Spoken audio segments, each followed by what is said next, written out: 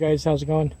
Well, I've had a chance to put the brain power controller on the bike, and it doesn't work as good as I'd hoped.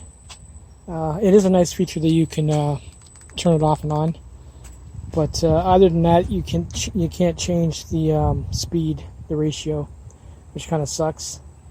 Some other features of this controller is it does have self-learning, so basically it was easier to set up than most.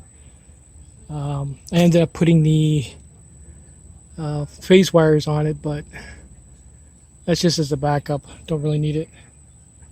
But the only way this is going to work with that controller is if you were to mess with the pick, either sweat it out, put another one in, or flash it if you can open it up. But I'm gone as far as I've gone with these cheap controllers. I'm going to be doing the servos because they're more programmable and get more speed out of it.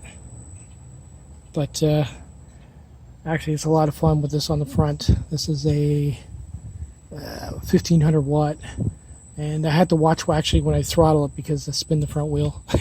It's kind of fun, but you wouldn't want to do that if you were turning. So, but it works good. So I figured I'd give you an update on that. Would have been nice if it worked, but it doesn't. Anyway, take it easy.